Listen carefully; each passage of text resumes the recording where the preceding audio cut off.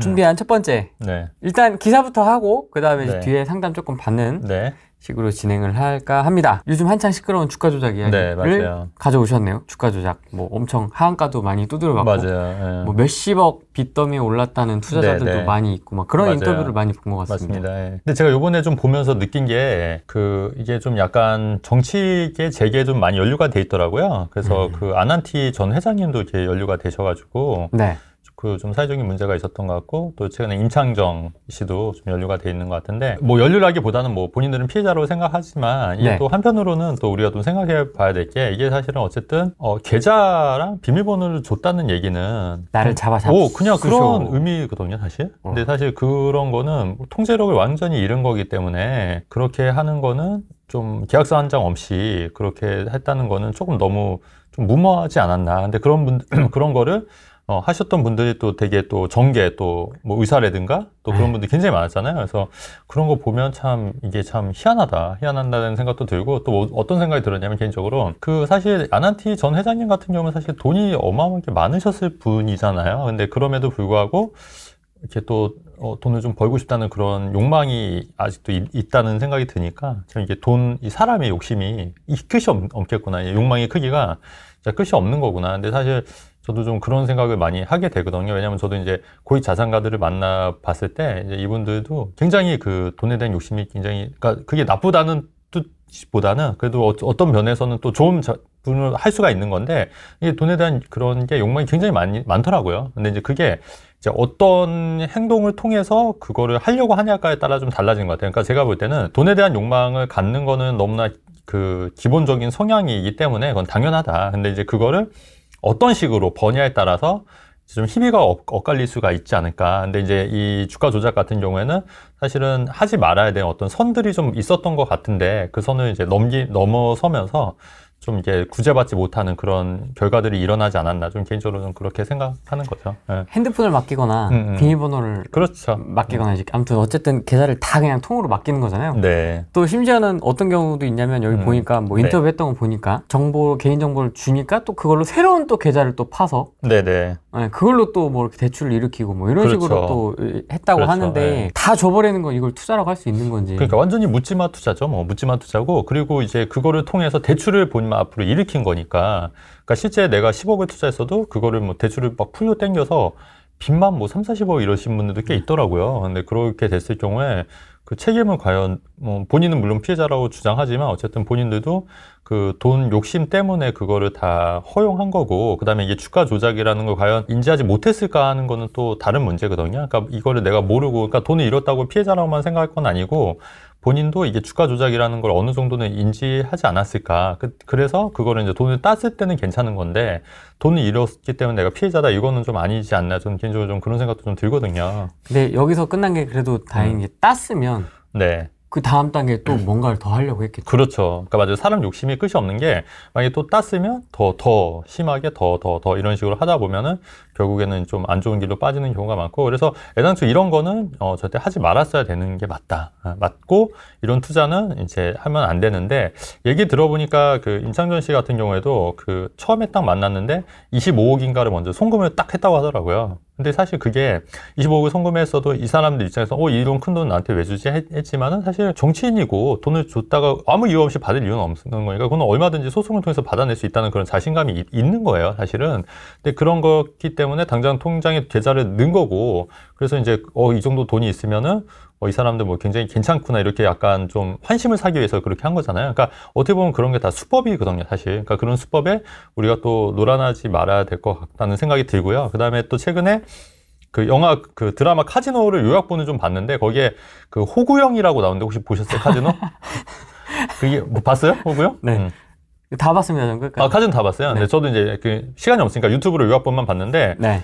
그 호구형 관점에서 본 그런 게 나오더라고요, 카지노에. 근데 이제 처음에 와서 뭐 호텔 업그레이드를 해주고 룸서 해주고 하면서 이제 조금씩, 그러면서 이제 금액을 올리면서 이제 스며들듯이. 그렇게 해서 결국은 다 빼먹었죠. 다 200억 자산인가? 그걸 다 한순간에 그냥 다 날린 거잖아요. 근데 사실 그게 실제로 있었던 일을 배경으로 만들어 드라마라고 하더라고요. 그래서 그걸 보고 저도 느낀 게, 아, 인간의 욕망은 참 한도 끝도 없구나. 그리고 욕심을 정말 내면은 큰일 나겠구나. 이런 생각도 들었고, 한편으로는 도박이라는 것도 그렇고, 투자라는 것도 있고, 약간의 중독인 것 같아요. 그러니까 처음에 그 사람이 첫 판에 돈을 땄잖아요, 카지노에서. 그러니까 그러다 보니까 이게 도파민이 팍 터지면서 그 희열을 잊을 수가 없었던 거예요. 그러니까 그 희열을 느끼려고 계속 이제 시도를 하다 보니까 이제 차츰차츰 돈을 잃고, 그리고 본전 생각이 나다 보니까 어느 순간 이걸 딱 잘랐어야 되거든요, 본인이. 끊어야 되거든요. 근데 그거를 못 끊고 계속 본전 생각이 나다 보니까 계속 이제 다 빨려 들어간 거죠, 사실은. 그러니까 그거를 이제 그 작전 세력에 의해서 그렇게 된 것도 있지만, 제가 볼 때는 본인도 투자 공부나 마인드 공부를 안 했기 때문에 그런 결과가 있지 않았나. 그래서 이번에 이 라더견 씨인가요? 라더견이죠? 네. 네, 이분 같은 경우에도 이분을 뭐 일단은 추종하고 믿고 투자했던 분들도 개인적으로 그런 투자 공부 혹은 마인드 컨트롤을 잘 하지 못한 게 아닐까 저는 개인적으로 생각하고, 그런 의미에서 이게 돈을 무조건 버는 것도 중요하지만 잘 이렇게 지키고 관리하는 것도 정말 중요하다. 예, 그리고 마지막으로 돈 쓰는 것도 정말 중요하지 않을까. 좀 개인적으로 좀 그런 생각을 좀 해보는 거죠. 이분 사무실이 네. 시그닐이더라고요. 역시나. 네. 시그닐은 역시 국룰이죠. 아, 그래요? 롤스로이스, 네. 시그닐. 네.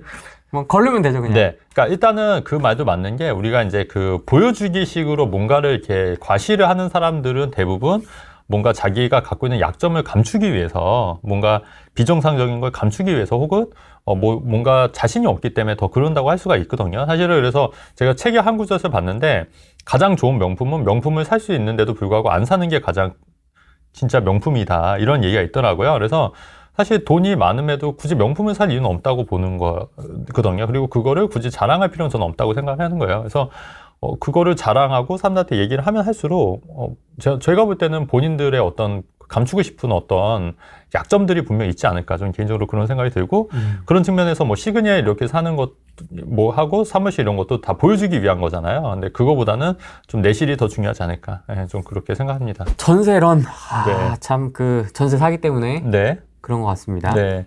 그래서 이게 지금 특히 빌라가 지금 전세 시장이 문제가 되고, 아파트도 물론 이제 그 역전세 때문에 좀 문제가 되고 있는데, 제가 그래서 항상 프레임TV에서도 강조했던 게, 빌라 하시는 거 좀 저희가 많이 반대했잖아요, 계속. 네. 몇 년 전부터 제가 반대했었어요. 빌라 하지 마시라고.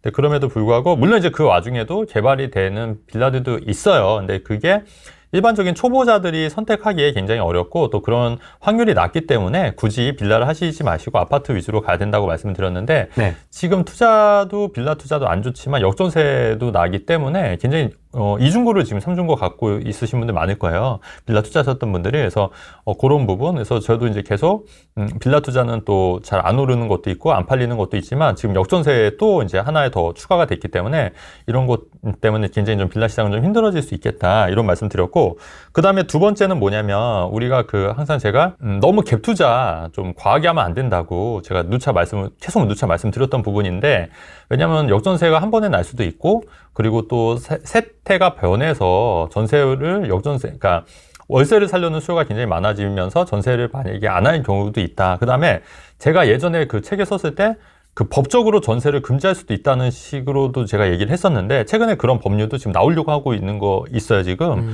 그러니까 그 특별법을 만들어서 예를 들어서 갭투자 금지법 이런 식으로, 물론 이제 그게 얼마나 그 실효성이 있을지 모르겠지만 어쨌든 지금 공론화가 되고 있다는 얘기거든요.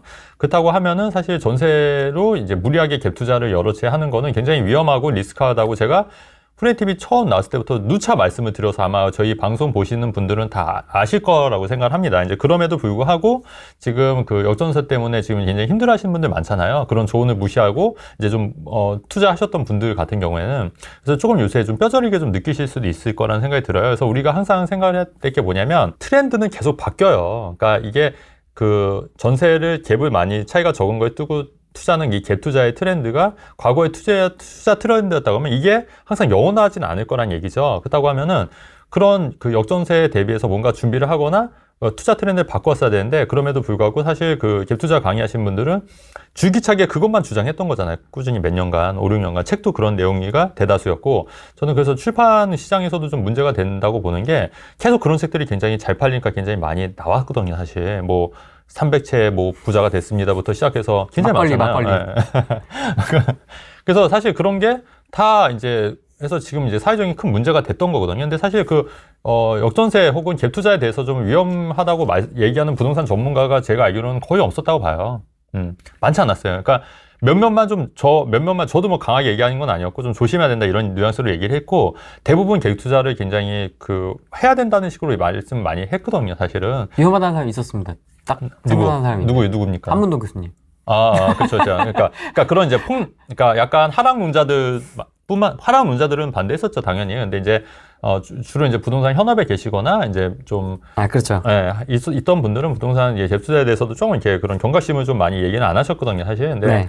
물론 이제 저도 많이 얘기한 건 아니에요. 그래서 저도 많이 좀 반성하고 있긴 한데 그래도 좀 무리하게 무모하게 갭 투자하는 거는 저는 계속 지양해야 된다고 제가 누차 얘기를 말씀드렸거든요. 그래서 그런 부분도 지금 이제 트렌드를 봤을 때 그렇다는 얘기니까 이제 그런 부분도 우리가 좀 같이 좀 생각을 해봐야 되지 않을까 그렇게 됩니다. 네, 지금 90분 정도 보고 계시는데 네. 이게 슬픈 게 정말 무리하게 하는 사람들은 이미 구독을 다 떠났어요. 떠났어요? 그게 문제예요.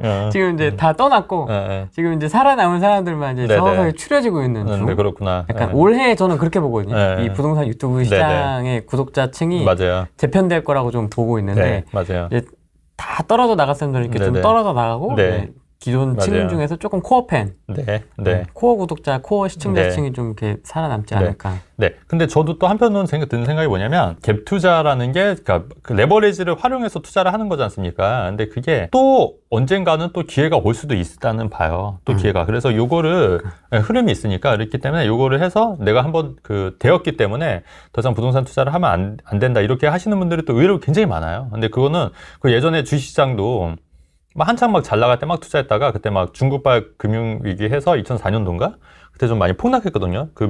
중국 펀드 같은 경우에 거의 반토막 나고 이랬었어요. 한때. 근데 그러다 보니까, 그때 그 전에까지만 해도 펀드 열풍이 어마어마하게 불었다가 사람들이 다 안 하는 거예요. 근데 저는 정말 신기한 게 사실 오히려 이렇게 좀 안 좋을 때가 투자를 해야 된다고 저는 생각을 하는 스타일이거든요. 근데 오히려 그때 안 하는 거예요, 사람들이. 관심을 아예 끄더라고요. 근데 그거는 아니거든요, 여러분. 그래서 지금 같이 좀 경기가 좀 이렇게 하락했고 좀 사실 이렇게 보합권에 있지 않습니까? 관심 많이 떨어졌지 않습니까? 사실 이럴 때 오히려 좀 더 관심을 갖고 투자에 임해야 된다고 저는 생각을 하는 거예요. 그렇기 때문에 부동산 투자도 지금 좀 관심을 더 가져야 될 타이밍이다. 근데 여러분들은 조금 이제 그런 생각을 못 하시는 분들도 간혹 계시지 않을까. 그렇게 생각합니다. 네. 중국 펀드 그때 들어가신 거예요? 저는 그 전에 뺐죠. 저는 그 전에 뺐어요. 왜냐면 이게 저는 희한하게 약간 과열조짐이 좀 느껴져요, 항상. 이렇게 오버슈팅이 될 것 같은 느낌? 그래서 이제 저는 그 안에 좀 빼서 이제 손실 없이 그냥 빠져나왔고. 그리고 이제 정리식 펀드도 항상 말씀드리는 건데, 한 번에 돈을 넣는 것보다 정리식으로 넣게 되면 오히려 달러 코스트 레버리지 효과 때문에 주식 단가가 싸지는 거거든요. 그래서 이제 올라가게 되면 이제 수익이 많이 나기 때문에 정리식 펀드로 저는 마이너스 난 적이 없어요. 그러니까 왜냐면 항상 어느 정도 수익이 나면 팔기 때문에 팔고 또 다시 들어가면 되거든요. 정식으로. 어느 정도의 어렵더라고요, 이게. 그러니까 목표 수익률을 정해야 돼요. 그러니까 목표 수익률을 저는 한 15에서 20%. 그러니까 이 정도 목표 수익률 도달하면 가감없이 빼요. 물론 이제 경제 상황을 봐야겠지만. 한 25, 30 정도 갈 것 같은데, 느낌적인 느낌이. 그러니까 그게 사람 욕심이잖아요. 근데 그렇게 하면 안 되는 거예요. 그러니까 저도 항상 보면 부동산도 항상 최고점에 팔기보다는 항상 어깨에서 팔았던 것 같아요. 항상 보면은, 돌이켜보면은. 근데 그렇게 하니까 오히려 조금 더 유도리 있게 타이밍 맞춰서 팔 수가 있지 않았을까 하는 생각이 들고, 너무 이렇게 머리끝까지 갈려서 팔려다 보면 오히려 타이밍을 놓친 경우가 더 많더라고요. 그래서, 그러니까 뭐든지 욕심해, 사람이. 내가 신고가 찍어야 돼. 아니, 그러면 안 돼요. 그러니까 투자자는 항상 내가 항상 베푸는 마음으로 이거를 다음 사람이 먹을 걸 남겨준다는 마음으로. 까치밥. 그렇죠. 까치밥 남겨준 마음으로 좀 그렇게 이익을 그리고 나도 이익을 봤잖아, 사실. 그러니까 그 정도 이익은 내가 충분히 양보할 수 있겠다, 이런 마음으로 하는 거고, 그 다음에 또 이게 부동산이 안 좋을 때는 내가 이 사람 물건을 사줌으로써 내가 덕을 베푼다. 그런 마음으로 하면은 저는 큰 무리는 없다고 봐요. 어느 정도 걱정가 있지 않습니까? 걱정을 하면 못 해요, 투자를. 그리고 욕심, 경계선을 잘 왔다 갔다 하는 사람이 투자를 잘하는 것 같아요. 제가 볼 때는. 오랫동안. 끊임없이. 네, 그래서 저도 그래서 성향 자체가 굉장히 욕심 날 때도 있거든요, 사실. 근데 그럴 때마다 한번 눈을 감고 한번 생각을 해요. 이게 진짜 이렇게 하는 게 정말 맞냐? 이 정도 욕심을 낸 게 맞냐? 그러면 좀 욕심을 자제해야겠다, 이런 생각이 좀 들 때가 있거든요. 그러면 이제 저는 이제 좀 잘 멈추는 스타일. 그러니까 투자를 그래도 오래 할 수 있었던 이유가 좀 브레이크를 잘 잡는 스타일. 예. 그러니까 브레이크를. 근데 브레이크를 못 밟으면 계속 벌다 보면은 나중에 한 번에 팍 날리더라고요, 다. 그러니까 돈 관리를 못 해요. 그러니까 우리가 중요한 게 브레이크를 밟을 수 있어야 된다. 네, 그것도 굉장히 중요하다 봅니다. 지금 주변 아파트 많이 올랐어요. 네. 유유. 네, 그러니까 이것도 제가 말씀드렸는데 네. 여러분 한번 잘 생각을 해보세요. 제가 작년 연말부터 이제 바닥 찍은 것 같다고. 그래서 잠실부터 시작해서 이제 아파트 가격이 조금씩 다시 이제 바닥권보다 올랐을 거라고 얘기를 했고, 최근에 제가 그 마곡지구 그 금매로 드린 분이 있었거든요. 근데 그때 한 거의 10억 이하로 잡았는데, 최근에 이제 그 잔금을 한 2달 만에 치렀는데 한 2억 정도가 올랐더라고요. 그 사이에? 그 사이에. 예, 왜냐면 그때 완전히 바닥이었거든요. 금매로. 작년 12월, 그쵸. 작년 12월 달. 올해 1월 달이었으니까 불과 2, 3, 4개월이었어요. 근데 이분이 좀 잔금을 좀 길게 했는데, 거의 한 서너 달 안에 한 2억 정도가 이미 올랐기 때문에, 그러니까 계약해서 잔금 치를 때까지 2억이 오른 거예요. 그래서 굉장히 고마워하시더라고요. 그런 분도 계시고. 근데 사실 여러분 생각해보면 작년 12월, 올해 1월 연말 이때쯤 그 부동산 투자를 한다는 게 굉장히 힘들었을 때예요, 사실. 아무나 못해요, 진짜. 근데 아무나 못하고, 이거를, 왜냐면 그때는 굉장히 분위기가 안 좋았거든요. 진짜 심각했어요. 네, 안 좋았잖아요, 사실. 안 좋고, 또 미국 금리가 더 올라갈 수 있다는 불안감도 있고, 경제가 굉장히 안 좋아질 수 있다는 그런 불안감이 있었는데도 불구하고, 과감하게 투자를 하셨던 분들은 어쨌든 그 수익을 가져가실 수 있는 자격이 된다고 보는 거예요. 그래서 사실 그분도 한 두세 분 그렇게 하셨는데, 마곡 같은 경우에는. 근데 그분 중에 한 분은 예전부터 저랑 이제 오랫동안 이제 관계를 한 4, 5년 전부터 하셨던 분인데, 처음에는 굉장히 그 계약하고 이런 거에서 굉장히 막 불안해하시고 굉장히 힘들어하셨던 분이에요. 근데 4, 5년 만에 완전히 바뀐 거예요. 오히려 이거 지금 대표님 타이밍인 것 같은데 한번 들어가도 괜찮겠으니까 오히려 저한테 역으로 타이밍인 것 같다고. 그러니까 왜냐면 그때 이제 잠실에 바닥치고 좀 올라가는 거 보이니까 이제 마곡도 좀 오를 거라고 이제 판단하신 거예요. 왜냐면 그동안 학습 능력이 이제 되셨던 거예요. 그러니까 4, 5년 전만 하더라도 이제 저 처음 만날 때만 하더라도 이제 그런 생각을 전혀 못 했었는데, 근데 이분들 계속 이제 지켜보신 거죠. 지켜보고 공부해하고 언제 내가 들어가야지 가장 수익이 극대화될 수 있는가 이렇게 계속 고민하셨던 게 아닐까. 그래서 저도 동의했거든요. 지금 좀 더 안 좋아질 수도 물론 있지만 지금 들어가시는 게 저는 괜찮을 것 같다고 말씀드렸고, 또 과감하게 매입을 하셨거든요. 올 1월에. 그래서 지금 한 2억 정도, 그분은 아직 잔금도 아직 안 치렀어요. 현재 이제 이번 달에 이제 치를 예정인데, 그렇기 때문에 굉장히 좀 좋아하시더라고요. 통화했는데. 그럼 그 마곡 그때 당시에 거의 최저점으로 샀던 네네. 몇몇 분들은 실거주의 목적이었습니까? 실거주도 있었고요. 실거주도 있었고 투자도 있었고. 그러니까 세 분 중에 두 분은 이제 실거주였고 한 분은 투자. 네. 그래서 두 분은 지금 한 분은 이제 입주를 완료했고요. 이제 한 분은 이제 곧 입주할 예정이고, 한 분은 나중에 이제 근데 그분은 투자여서 그거를 팔고 또 다른 데 갈아타실 그런 계획입니다. 네. 그럼 좀 마음 편안하게 입주를 하시겠네요. 그렇죠. 싸게 산 거니까. 정말 금매로 잡았으니까. 진짜 기분 좋게 들어가요. 그렇죠. 예, 2억 정도 싸게 산 거예요. 왜냐면 그게 얼마야? 거의 9억 5천인가? 9억 그 정도의 가격에 산 거니까 34평을요. 거의. 근데 지금 뭐 최근에 12억 얼마에 거래된 걸로 제가 알고 있거든요. 그래서 거의 한 2, 3억 정도 오른 거예요. 그 사이에. 굉장히 좋죠. 사실 그 몇 달 안에 사실 2억을 벌려고 해봐요. 그 어마어마하게 힘들잖아요. 그러니까 굉장히 잘 하신 거죠. 경기도 안양은 떨어지고 있던데 별님. 글쎄, 그 안양이 경기도 안양도 입주물량이 뭐 입주물량이 많은 것도 있고, 그러니까 안양 쪽은 제가 뭐 추천한 건 아니어서, 근데 이제 그렇긴 한데 이게 다 지역마다 편차가 있어요. 그래서 어떤 데는 바닥을 찍고, 그래서 제가 전에 말씀드렸듯이 잠실 강남 쪽에 바닥을 찍고 올랐으니까 지금 잠실 그 강동 둔촌주공을 제가 하라고 안 했고, 둔촌주공이 한 P 한 3, 4억 정도 올랐다고 했을 때 저 같으면 여기 안 하고 다른 지역, 저평가된 데 지역을 찾아서 들어가자고 말씀드렸지 않습니까? 그러니까 그런 관점에서 봤을 때 제가 그 마곡을 추천했던 이유가 잘 아는 지역이기도 했지만, 강남 잠실 쪽이 바닥 찍고 오르는데 마곡은 아직 안 올랐거든요. 거의 바닥이었단 말이에요. 그럼 여기가 바닥 찍고 오를 타이밍이라고 저는 봤던 거예요. 그렇기 때문에 잠실 쪽에 사시는 건 이미 좀 늦었다. 강남 쪽에 사는 건. 그렇기 때문에 이런 데 사시면 뭐 마곡이나 마포 이런 데 좀 그 서울 핵심 지역 그런 데 사면은 다음에 오를 타이밍이 되겠다. 이렇게 생각을 했기 때문에 이런 데를 좀 전략적으로 들어갔고, 또 이제 그 중에 이제 두 분 같은 경우에는 이제 실거주를 원했었기 때문에 또 괜찮을 거라 생각해서 이제 들어갔던 건데, 이제 그게 타이밍이 잘 맞아서 또 이제 가격이 많이 오른 거죠. 2030이 다시 집을 사기 시작했다고. 네. 아마 실거주가 아닐까 싶긴 한데. 네네. 근데 이거는 제가 왜 그러냐면 이거는 제가 그 보금자리 특례의 역할이 굉장히 크다고 봐요. 보금자리 특례, 그 대출을 보금자리 특례를 틀어주고 그다음에 생애 최초 같은 경우는 취득세가 또 감면이 되지 않습니까? 그런 식으로 하는 거고 그다음에 최근에 또 이슈가 된 게 뭐냐면 취득세가 반드시 바로 3개월 안에 입주를 해야지 취득세 감면이 되는데 지금은 이제 전세를 낀 매물을 사더라도 1년 안에 1년인가 그 이후에 입주를 하더라도 취득세 감면이 되는 걸로 최근에 법이 나온 거예요. 제 기사를 본 적이 있거든요. 그렇게 되면은 조금 더 취득세 감면 받기가 전세 끼고 사는 것도 좀 용이해질 수 있다는 거죠. 그러니까 그게 물론 2년 이렇게 길면 안 되지만 한 1년 정도는 좀 더 텀을 유예를 준다는 얘기예요. 그래서 그런 부분도 좀 활용해 볼 만할 것 같고요. 그리고 이제 2030 같은 경우에는 또 우리가 좀 생각할 게 뭐냐면 제가 전에 말씀드렸듯이 전세가가 떨어지더라도 매매가는 올릴 수 있다고 제가 말씀드렸거든요. 근데 이거를 이해를 못 하신 분들은 아니 전세가 떨어지는데 매매가가 어떻게 오르냐. 근데 이것도 어떻게 보면 여러분들 확증 평형이라고 말씀드리고 싶어요. 전세가가 떨어지더라도 매매가 실제 올랐지 않습니까? 올랐거든요, 실제로. 전세가가 떨어지더라도. 물론 이제 전세가가 오르면 매매가도 같이 올라가는 게 정석이긴 한데 항상 이 정석이라는 게 없다는 거예요. 투자 세계에서는. 그러니까 전세 가격이 떨어지더라도 매매가는 오를 수 있다고 판단해서 저는 투자를 말씀드렸던 거고 전세 가격은 떨어지지만 매매가는 이제 탈동조화 되는 거잖아요. 근데 이게 반드시 같이 가야 된다는 법이 있다는 건 아니라고 말씀드렸습니다. 그래서 시대에 따라서 달라지고 트렌드에 따라서 달라지는 거라고 말씀드렸던 거예요. 왜냐하면 지금 같은 경우 매매가는 오르고 전세가는 떨어지고 있지 않습니까? 근데 이렇게 될 수 있다는 생각을 여러분들 기본적으로 유연한 사고를 갖고 있어야 된다는 얘기예요.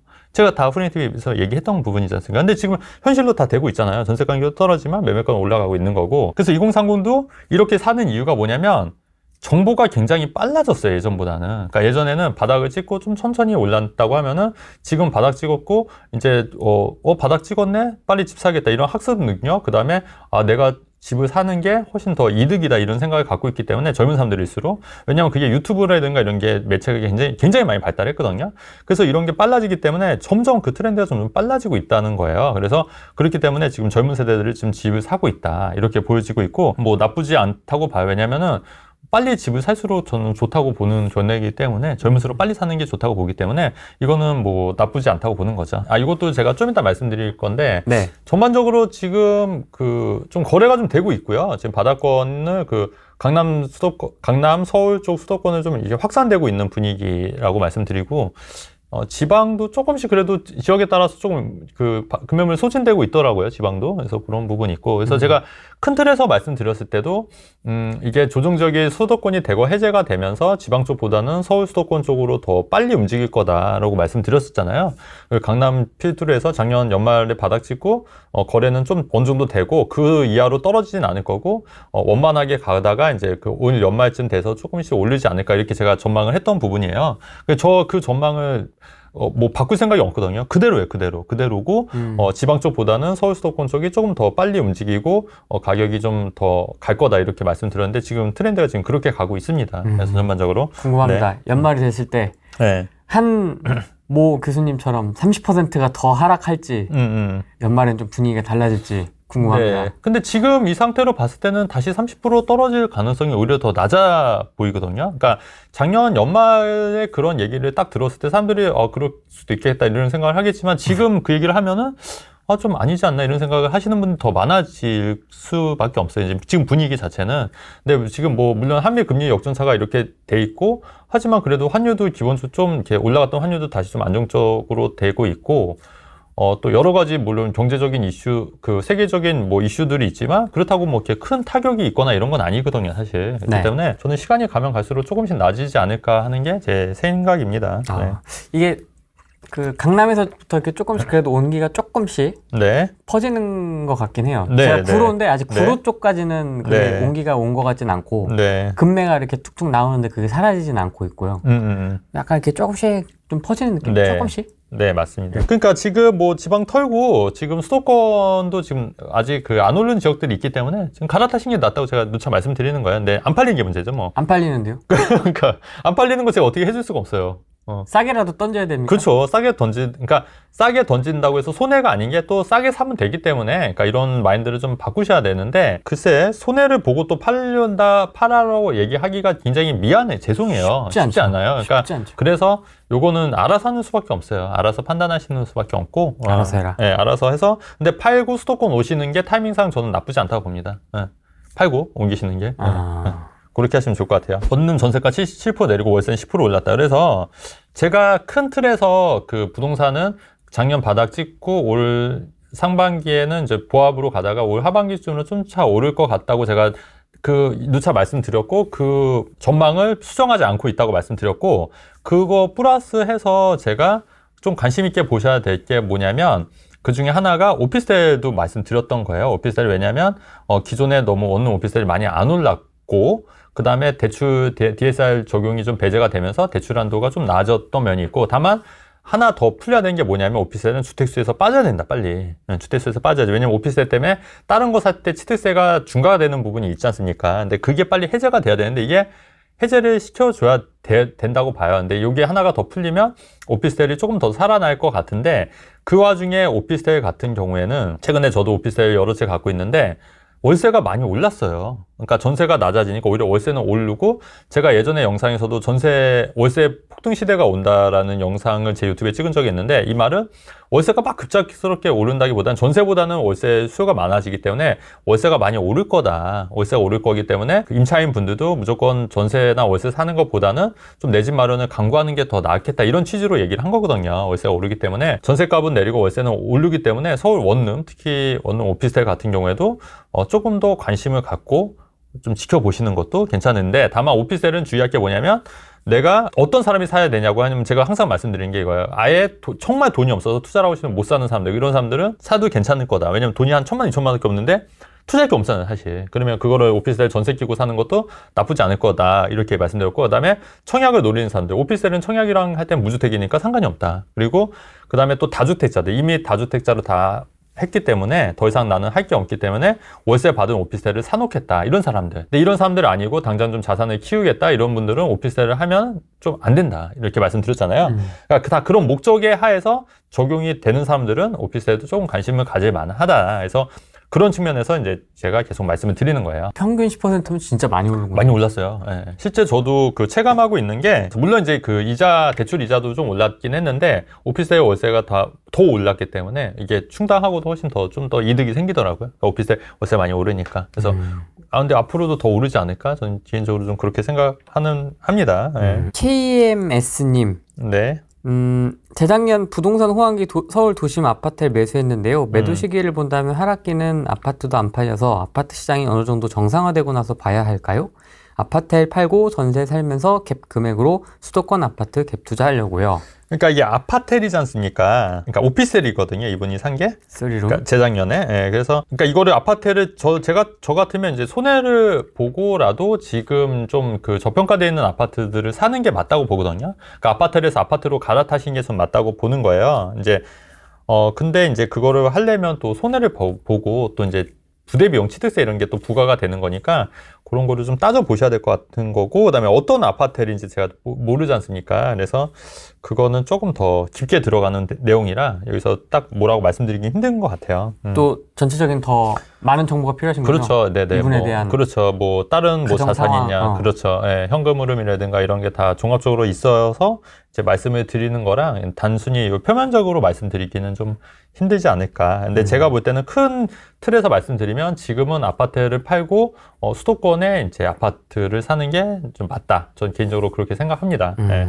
그리고 제가 이따가 끝나고 좀 괜찮은 팁들을 몇 가지 드릴게요. 굉장히 좋은 팁들을 드릴 테니까 네. 오늘 실시간 방송 보시는 분들은 굉장히 개 탔다고 보셔도 돼요. 사이코 사운드님, 노원 네. 쪽은 최저가 매물 거의 소진되는 분위기고 네. 재건축 진행이 빠른 매물은 오히려 원자재 상승, 스태그플레이션 우려로 분담금이 커질 것 같아서 예상하는 건지 호가가 내려갔습니다. 이런 분위기. 네. 네. 그러니까 이건 뭐냐면 재건축 같은 경우에는 요즘 시공사들이 건축자 재비가 올라가니까 분담금을 이제 더 올려받는 거예요. 그러니까 이제 그렇게 되면 조합원이 되게 되면은 아무래도 나중에 딱 조합원이 됐는데 분담금이 원래 한 3억만 내면 되는데 4억을 올리면은 본인 돈 내야 되잖아요. 근데 요즘 시공사들이 굉장히 그런 데가 많이 있거든요. 재개발, 재건축 같은 경우에. 그래서 제가 재개발, 재건축을 안 하는 이유도 이런 것도 저도 어느 정도 생각을 했던 거예요. 그래서 저는 일반 분양만 했지 않습니까? 근데 일반 분양은 그럴 일이 있어요, 없어요? 없는 거예요. 픽스가 되니까요. 픽스가 되니까. 예. 일반 분양은 그런 게 없는데 재개발, 재개발 조합원 물량 같은 경우에는 추가 분담금이 늘어나면 내가 부담이 더 커질 수가 있는 거니까 그래서 내가 이거를 살 때도 분담금이 더 올라가면 어떻게 하지? 이런 걱정을 할 수밖에 없는 거거든요. 하지만 일반 분양은 상관이 없습니다, 여러분. 그렇기 때문에 제가 재개발, 재건축 같은 경우에도 큰 돈 들어가는 거 물론 이제 저도 재건축 지금 갖고 있긴 하지만 그건 어차피 제가 살 집인 거고 투자 목적으로 했을 때는 그래서 저는 재개발, 재건축을 좀 약간 비추했던 이유고 이런 이유 중에 하나였던 거예요. 그러니까 대신에 저는 다 일반 분양 물량으로 했기 때문에 이미 다 고정이 돼 있는 거예요. 분양가가. 픽스가 된 거죠. 그러니까 이런 것도 큰 틀에서 다 고민을 하고 제가 이제 다 생각을 했던 부분인 거죠. 저는 지금 이렇게 생각을 해요. 지금 그 기사에 나오겠지만 요새 분양가가 굉장히 많이 오르고 있어요. 근데 당연히 그럴 수밖에 없죠. 지금 분양가가 왜 오르냐면 건축비 원자재 가격이 어마어마하게 올랐거든요. 그래서 분양가가 지금 소형 아파트가 3,300제곱미터는 2천만 원을 돌파했다는 거잖아요. 근데 이게 분양가가 얘기 들어보니까 건축비가 한 50%, 40~50% 올랐다고 보는 거예요. 그렇다고 하면은 이게 분양가가 앞으로 이렇게 분양가가 계속 올라가는 거죠. 그렇다고 하면은 지금 1년 전, 2년 전에 분양했던 것들이 굉장히 싸다는 얘기예요. 그래서 그런 거를 지금 거기에다가 지금 마피인 물건들이 있거든요. 마이너스 피인 물건들이 서울수도권에 마피도 그러면 분양가 이하지 않습니까? 그리고 이런 단지들 중에 다 분양가 상한제로 적용됐던 단지들이에요. 그러니까 분양가 상한제라는 얘기는 주변 시세보다 낮게 형성이 됐던 거예요. 그래서 제가 볼 때 이런 분양가 이하의 물건들은 무조건 사고 한 5년만 있으면 무조건 전 돈 번다고 생각해요. 진짜로. 그냥 5년 딱 버티면 왜냐면 건축비 때문에 그리고 지금 착공을 못하는 단지도 많이 있거든요. 그러니까 이렇게 이해하시면 될 것 같아요. 제가 그 예전에 그 운정신도시에 땅이 하나 있었는데 택지가 있었는데 그게 예전에 찾아보니까 그게 땅 가격이 3억 8천이었더라고요. 근데 지금 생각하니까 그 땅이 68평인가 있었어요. 근데 그게 3억 8천인데 지금 생각하니까 너무 싼 거예요. 근데 그 당시 한 5, 6년, 7년 전만 해도 싸다고 생각 안 했거든요. 3억 8천이. 그러니까 그 말은 뭐냐면 그동안 물가 상승률의 돈 가치가 어마어마하게 하락했다는 거거든요. 그러니까 그 말은 지금 여러분 그 3억대, 3억대, 4억대 아파트 분양가 비쌀 것 같잖아요. 비싸다고 생각하시잖아요. 4, 5년만 지나면요. 무지무지 쌌구나 이런 생각이 들 수 있어요. 무지무지 쌌구나. 왜냐면 짜장면 값이 6,000원에 지금 또 올랐지 않습니까? 물가 지금 햄버거 값 오르고 이게 짜장면 값이 12,000원 되고 13,000원 되지 않습니까? 그러면 내가 갖고 있는 그 3, 4억 이 돈이라는 게 그냥 진짜 이게 쓰레기였구나 이런 생각이 들 수밖에 없다는 얘기예요. 소주가 6, 7천 원이에요. 네, 그런 것도 있고 요새 햄버거 값도 엄청 올랐거든요. 네. 그래서 여러분 한번 생각해 보세요. 여러분 10년 전에 10억이면 작은 돈 절대 아니었어요. 그때 10년 전에 막 10억 만들기 열풍하고 10억만 있으면 뭐 다 가진 것 같다. 이런 얘기, 물론 이제 10년, 15년 전 얘기이긴 하지만 그랬는데 지금 여러분 10억 어떻습니까? 10억? 뭐 별거 아니죠. 이런 느낌이잖아요. 똑같거든요. 지금 1억이라는 돈도 지금 물론 큰 돈이긴 하지만 예전에 10년 전 1억이랑은 또 다른 개념인 거고 여러분 그 10,000원짜리 한 장도 한번 보시면 10,000원 어떠세요? 이게 10년 전 10,000원이랑 지금 가격이랑 가치가 같다고 생각하시나요? 절대 아니거든요. 완전히 다르죠. 완전히 다르잖아요. 그렇기 때문에 지금 3, 4억대 그 분양권 같은 경우에 지금 무조건 그냥 사야 돼요, 지금. 분양가 이하로 떨어진 거 있지 않습니까? 아니, 저는 진짜 그렇게 봐요. 그리고 진짜 딱 5년만 지나면 완전히 달라질 겁니다. 왜냐면 더 이상 그렇게 공급을 할 수가 없어요. 수도권도 마피가 있군요, 지금. 네네네. 이렇게 좀 분위기가 좀 좋아졌는데도. 네. 그럼에도 불구하고 아직 있더라고요. 오늘도 제가 체크를 해봤는데. 근데 안 좋아서 있습니다. 마피 아니에요? 아니요. 꼭 그렇지는 않은 것 같아요. 그러니까 물론 경기가, 그리고 분양권이라는 게 제가 볼 때는 이런 거예요. 아파트들은 그 현재 가치가 가장 반영이 되는 게 이미 실물이 보이는 거예요. 실물이. 근데 분양권은 지금 짓고 있는 거예요. 그러니까 모르는 거 이게 좋은지 나쁜지. 그렇기 때문에 이게 가격 그 경기에 따라서 변동성이 훨씬 커요. 그러니까 안 좋을 때는 정말 안 좋아요. 더 떨어지니까. 근데 일반 아파트들은 내가 실입주를 해야 되고 이게 눈에 보이니까 좀 덜 떨어지는데 경기가 안 좋으면 분양권이 타격이 훨씬 더 있는 거예요. 왜냐면 안 보이니까. 그리고 사람들이 더 두려우니까. 안 보이고 두렵고 없으니까. 지금 당장 실물이 없지 않습니까? 그러니까 더 두려우니까 더 두려운 마음에 던지는 거예요, 그냥. 그러니까 그런 심리를 역으로 이용하면 사야 된다는 얘기예요. 지금. OP 분양권이 아니고? OP 아니고 일반 아파트. 아파트 분양권. 이제 지역 추리기 나옵니다. 이제. 네네. 예, 맞아요. 맞습니다. 인천, 송도, 파주, 운정의 마피들을 사면 된다는 의미. 물론 이제 그 와중에서도 옥석을 고르셔야겠지만, 네. 그런데 마피해서 사면은 5년 후에 한번 제 얘기 한번 잘 들어보세요. 5년 후에 과연 이 가격에 이 가격으로 새로운 아파트가 들어설 수 있을까 하면은 저는 아니라고 보는 거예요. 그렇다고 하면 그때 산 사람들은 훨씬 더 많은 이득을 볼 수 있는 거라고 저는 생각을 하는 거죠. 아까 그런 분양권 같은 경우 그렇고, 그 다음에 또 하나 말씀드릴게요. 네. 뭐냐면 지금 전세 가격이 낮지 않습니까? 그래서 이게 투자 금액이 굉장히 많이 들어요. 근데 이제 한편으로는 지금 무주택자들은 정말 기회가 뭐냐면 전세를 낀 매물을 사기보다는 특례 보금자리를 활용하면 70% 대출이 나오거든요. 그래서 전세 가격이 낮으면 갭 투자자들이 접근을 못 하는 거예요. 그렇기 때문에 가격이 많이 내려온 단지들이 있거든요. 그러니까 그런 단지를 그냥 대출 끼고 사는 거예요. 대출 끼고 월세 받으면 됩니다. 대출 끼고. 그러니까 예를 들어서 분양가가 한 4억 정도다. 그러면 대출이 70. 근데 감정가도 거의 한 5억 정도 되는 데도 있어요. 그러면 70%면 3억 5천이지 않습니까? 그러면 내 돈 5천만 원만 있으면 살 수 있다는 얘기예요. 아니면 4억에 70%에도 2억 8천이니까 내 돈 1억 2천이 있으면 되는데, 그 보증금을 또 5천에 얼마 이렇게 받을 수 있거든요, 월세를. 월세는 보증금 5천이든 1억이든 보증금이 낮기 때문에 그 대출이 있어도 들어올 수 있는 거예요. 들어올 수 있는 거거든요. 그러면 내 돈 한 1억 정도면 충분히 가능하거든요. 그렇게 세팅하면. 그러면 이런 특례 보금자리를 활용하실 수 있는 분들, 지금 특례 보금자리가 소진율이 한 70% 됐다고 하더라고요. 그럼 아직 그 특례 보금자리가 있으니까 특례 보금자리를 받으실 수 있는 분들은 오히려 전세 가격이 낮은 데를 공략하시라는 얘기예요, 제 말은. 역으로. 그러니까 우리가 부동산 투자할 때 상식이 뭐예요? 그 전세 가격이 높은 데를 공략하라는 게 그게 통념적이지 않습니까? 근데 이런 이론은 아무 의미가 없다는 얘기예요. 그런 거보다는 지금 현 시점에서는 전세 가격이 낮은 데를 오히려 대출을 받아서 공략하는 게 훨씬 더 이득일 수 있다는 얘기예요. 왜냐면 분양가 절대 가격이 낮으니까. 이 얘기 잘 들으셔야 돼요, 여러분. 그래서 그런 부분을 잘 활용해서 내 집 마련을 하시면 훨씬 더 많은 도움이 될 수 있다는 거고, 그리고 이런 집은 내가 들어가서 살기보다는 임대를 줘서 나중에 2년 후에 팔 생각을 하셔야 된다는 얘기예요. 왜냐면 그렇게 사면 나중에 충분히 이익을 얻을 수 있기 때문에. 그러니까 내가 지금 살 집에 사라는 얘기가 아니라 투자와 실거주를 분리해서 투자를 하시라는 얘기를 하는 겁니다, 지금. 그렇게 해서 사시면은 훨씬 2년 후에는, 2년 후, 4년 후에는 내 집 마련을 하기가 좀 더 용이해진다. 적은 돈을 할 수도 있고. 그 얘기를 좀 하고 싶어서 말씀드린 거예요. 역발상이네요, 어떻게 보면. 맞습니다.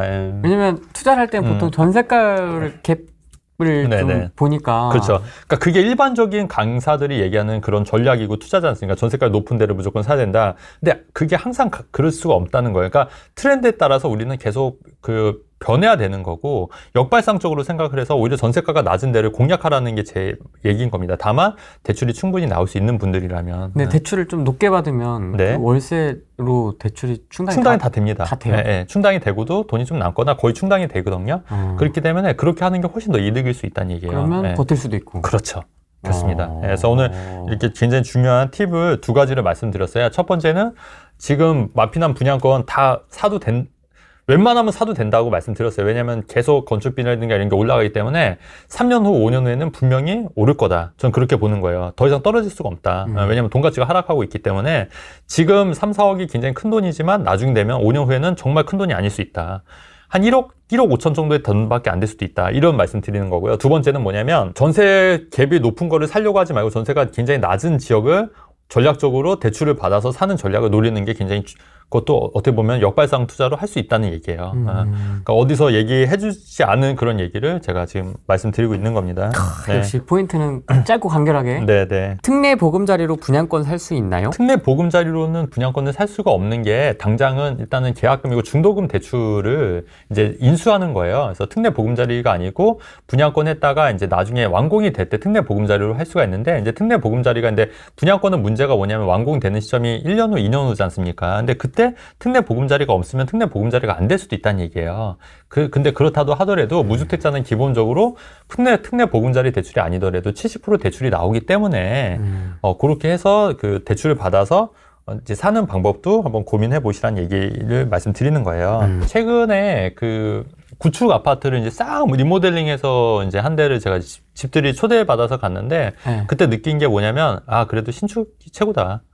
아무리 좋게 리모델링 해도 못 따라간다. 아무리 화장을 해도 구축은 구축이다. 예, 그런 생각도 한편 들었거든요. 근데 그 리모델링 하는 비용이 한 5, 6천 들었다고 한 것 같아요. 그러니까 그거 할 바에는 그냥 신축 사는 게 낫겠다. 예, 이런 생각도 들더라고요. 실제로 리모델링 굉장히 잘 했는데도 불구하고 저는 그게 별로 메리트가 없는 것 같아요. 그냥 신축 리모델링 안 하는 게 나은 것 같아요. 제 생각은. 기본적으로. 요즘 신축들이 또 많이 달라진 게 굉장히 바뀌었어요. 그러니까 트렌드가 굉장히 많이 바뀌었고 요즘 신축 아파트들은 기본적으로 골프장은 다 있어요. 스크린 골프장이 거의 다 있고 기본적으로. 그렇기 때문에 옛날 또 신축하고는 완전히 좀 이렇게 약간 업그레이드가 많이 됐기 때문에 이게 보니까 신축 아파트도 1세대, 2세대, 3세대, 4세대, 5세대 이렇게 계속 나눠지고 있거든요. 근데 지금은 이런 게 정말 최적화돼서 바뀌고 있기 때문에 저는 구축보다는 신축 위주로 가는 게 맞지 않겠냐. 예. 그런 측면에서 분양권이 더 낫지 않겠냐는 게 말씀드리는 거예요. 신축이 좋긴 해요. 그 대표님 네, 집에서도 제가 그 네. 뭐죠? 조식 뷔페라고 해야 되나? 브런치. 네. 저는 그거 맨날 먹을 수 있을 것 같은데 그거? 질려. 네? 그거 맛있던데? 맛있는데 질려. 그냥 이렇게 칼질하면서 빵 이렇게 뜯고 그 클래식 음악만 틀면 거의 뭐 굉장히 이렇게 라운드 테이블이었죠? 맞아요. 이게 탁 그리고 약간 호텔 연회장 느낌도 조금 낯서고 규모는 작지만 요새 저 뭐 안 가는 것 같은데 요새. 아 그래? 나 맨날 갈 것 같은데 저 처음에는 자주 갔는데 요새는 근데 또 자주 안 가는 것 같은데 한번 가봐야겠네 또. 막 얘기하시니까 또 추가 매수를 하는 사람이 당연히 많을 수밖에 없는 거야. 우리가 한번 생각을 해보면 그 친구들 같은 경우에 만약에 내가 뭔가를 한다고 했을 때 그래 해봐 이렇게 하면은 왠지 그렇게 해서 잘 안 되면 책임이 나한테 올 것 같다는 느낌이 들거든요. 그래서 무조건 하지 마 이렇게 하는 게 기본적인 거고. 부모님 같은 경우에도 일단은 뭔가 좀 안 되는 경우가 더 많고 또 매스컴 같은 데서 안 되는 경우가 굉장히 많다 보니까 하지 말아라 애야 하지 마라. 그리고 부모님 입장에서는 그냥 자식이 그냥 애로 볼 수밖에 없는 거예요. 아무리 커도. 그래서 그냥 하지 말아라 이렇게 말씀할 수밖에 없는 거고. 그래서 이거를 정말 객관적으로 이렇게 공정하게 객관적으로 이렇게 물어볼 수 있는 사람한테 물어봐야지 그냥 주변의 친구, 동료 그 다음에 동료들 같은 경우는 괜히 잘만 돼도 배만 아플 거 아닙니까? 그쵸. 입장 바꿔서 어떤 자기 친한 어떤 동료가 이거 집 살려고 하는데 어떻게 할까 물어본다고 하면은 오초코님 뭐라고 얘기하겠어요? 그냥 하지 말아라고 할 게 뻔하거든요, 사실. 그냥 한번 해봐. 이렇게 하는 사람이 사실 굉장히 드물어요. 왜냐면 자기가 뭐 잘 모르고, 또 일단 모르고, 책임지기 싫고, 괜히 또 했다가 안 되면 또 내 탓 할까봐. 그게 이제 기본적인 사람 심리거든요. 그리고 또 괜히 잘 되면 또 배만 아프고. 그래서 그런 거니까 그런 거를 잘 이해를 하셔야 돼요. 그래서 그런 얘기를 굳이 드릴 필요가 있다, 없다? 저는 없다고 보는 거예요. 그러니까 어차피 본인이 결정할 거면 본인이 열심히 공부해서 확신을 갖고 하는 거고 아니면 못 하는 거고 저는 개인적으로 그렇게 생각합니다. 큰 틀에서 말씀드리면 지금은 지방보다는 수도권이 낫다는 건데 근데 지방도 지방 나름의 어떤 메리트가 있다고 보는 거죠. 그래서 그런 거는 개별적으로 좀 따져봐야 되죠. 저는 이제 큰 틀에서 말씀을 드린 거고 이제 이 지방 분양권이 뭐냐에 따라서 달라지는 거고 마피가 얼마냐에 따라서도 또 이제 판단하기가 달라지는 거고 뭐 실거주를 할 거냐 안 할 거냐에 따라서도 판단하기가 달라질 수 있다는 얘기예요. 그러니까 모든 사람이 다 공통되기 원하는 정답은 없습니다, 세상에. 각자 처한 상황에 따라서 전략이 다 달라지고 다 달라지는 거지. 공통된 어떻게 정답이 있으면 모든 사람이 다 그렇게 하면 되지 않습니까? 근데 그건 아니거든요. 각자 맞는 방향대로 이제 결정하시면 된다는 얘기예요. 실제 성공하신 경험 있는 분들 이야기를 경청하는 게 좋은 것 같다. 맞아요. 이 말도 정말, 왜냐면 또 그 중에 하나가 이제 책이지 않습니까? 근데 책이 어떻게 보면 그 사람 인생의 일대기를 이제 집대성한 거거든요, 사실은. 근데 그거를 만 얼마에 사서 본다? 굉장히 싼 거예요, 진짜로. 그렇죠. 온갖 지식과 경험을 압축하잖아요. 그렇죠. 가다듬고 하잖아요, 그렇죠. 사실. 그래서 그거를 진짜 잘 봤는데, 물론 이제 그 중에는 쓰레기 책들도 있습니다, 물론. 그래서 그런 책들만 잘 거르시면 되는 거니까. 많죠, 쓰레기 책. 네. 그래서 쓰레기 책도 많은데, 근데 또 그거를 또 반면교사로 삼으시면 된다고 봐요. 그러니까 쓰레기 책을 보고, 이렇게 하면 안 되겠구나. 이 사람은 너무 거짓말이 심하니까 또 다른 책을 보고, 이 사람이 더 진실을 얘기하는 거구나. 이렇게 또 반면교사로 삼으면 되기 때문에 다 교훈을 얻을 수 있다고 봐요. 그래서 저도 요새 책을 좀 많이 보고 있어요. 제가 또 원래 책을 많이 보는 스타일은 아닌데 최근에 책을 보고 있는데 왜요?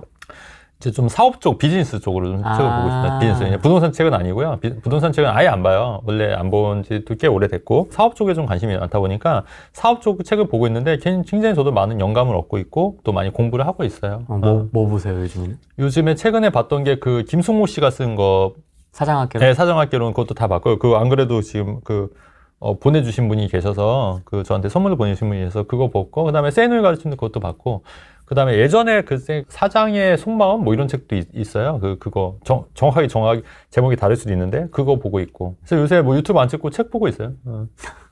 책 보고 있고. 도 닦고 계시는군요. 네, 도 닦고 있습니다. 네, 요새 유튜브. 네, 그러니까 마음 수양하고 있습니다 지금. 둔촌주공 같은 경우에는 엄청 시끄럽지 않습니까? 네. 막 공사 네. 해가지고 네. 엄청 네. 난리도 아니었는데 네. 결국에는 다 잘 해결이 되더라. 네, 맞습니다. 그래서 저는 둔촌주공 그렇게 나쁘지 않게 봤고 괜찮을 거라고 제가 계속 말씀드렸어요. 그래서 여러분 한번 보세요. 제가 말한 것 중에서 여지껏 말한 것 중에 틀린 거 있나요? 틀린 거? 없어요, 진짜로. 봐보세요. 둔촌주공도 진짜 없어요? 없어요. 뭐 있어요? 뭐 저는 기억이 안 나니까 잘. 아까 기억 있으면 얘기해보세요.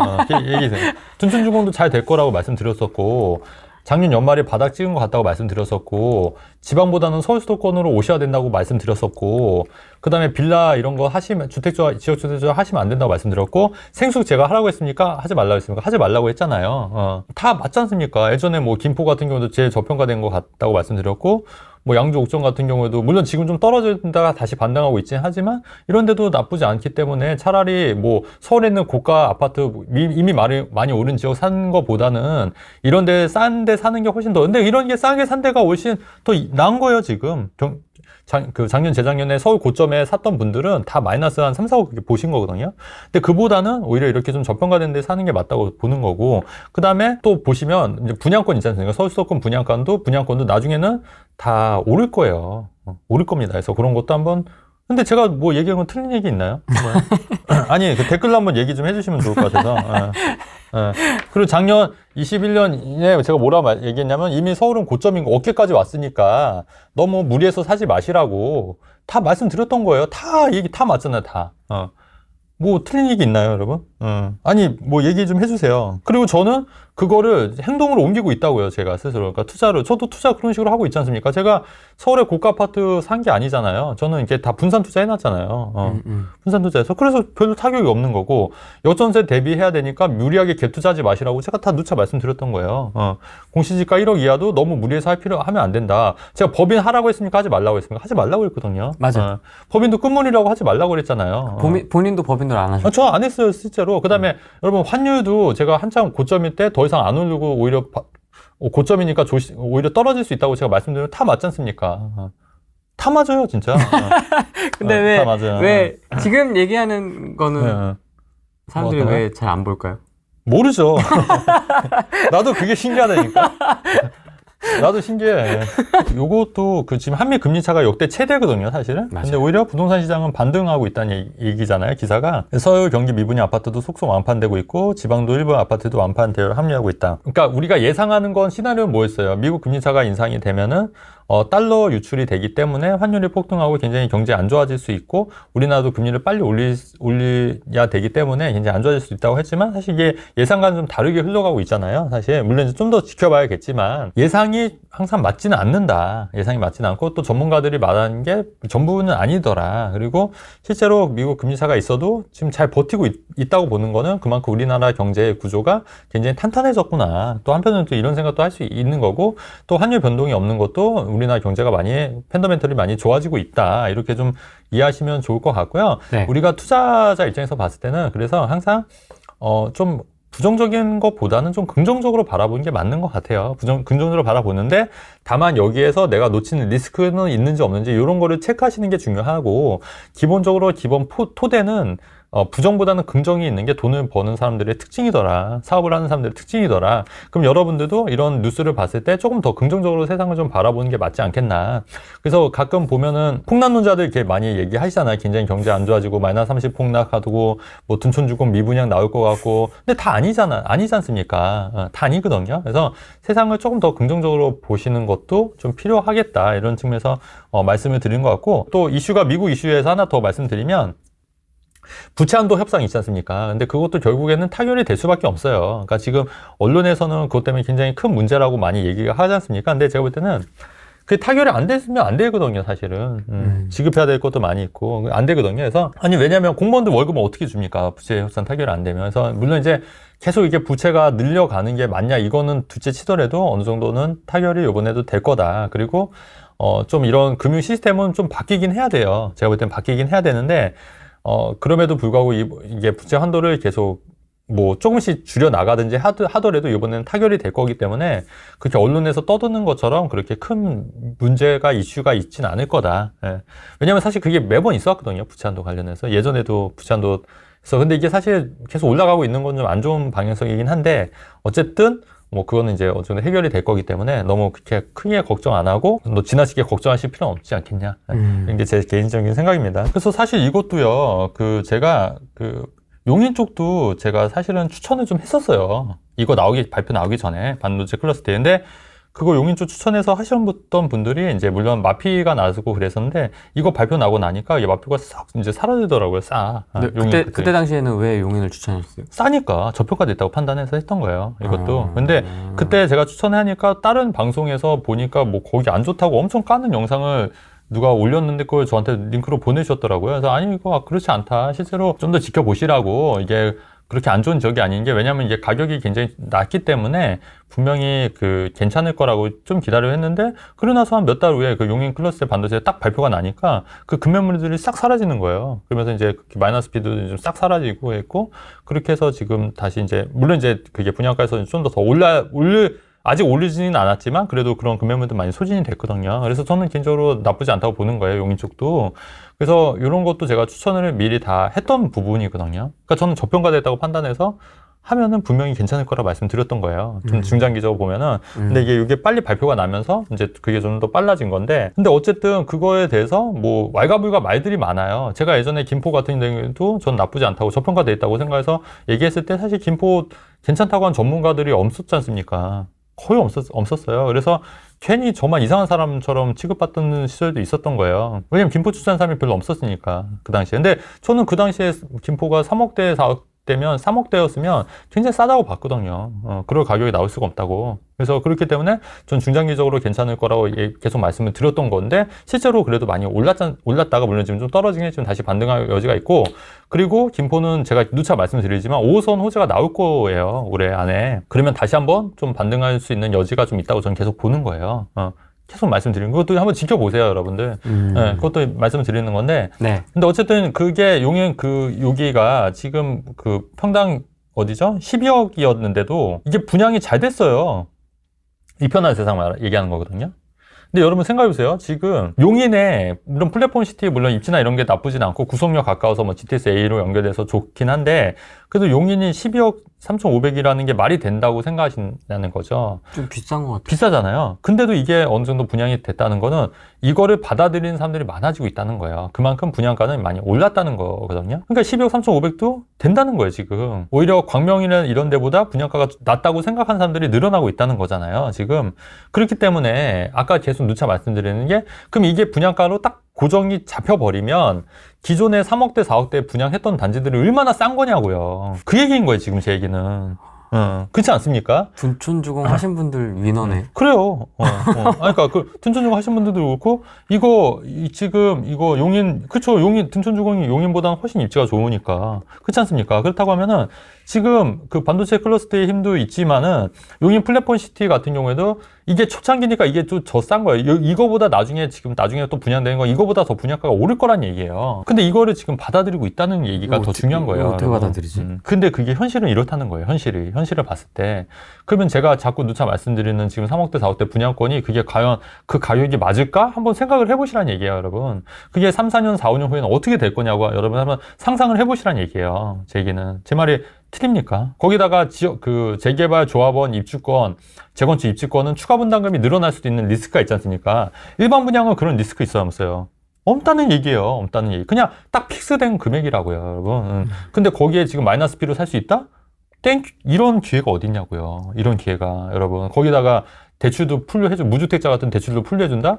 진짜 전 좋은 기회라고 보는 거예요. 그러니까 여러분들이 이 말을 믿으시냐 안 믿으시냐 여러분들 몫인데 제가 보는 견해는 그렇다는 얘기입니다, 여러분. 지금 인플레이션이 어마어마하게 일어나고 있거든요. 원자재 가격으로 해서 자산 가치가 오르는 게 아니라 돈 가치가 떨어질 수밖에 없다는 그 구조를 말씀드리는 거예요.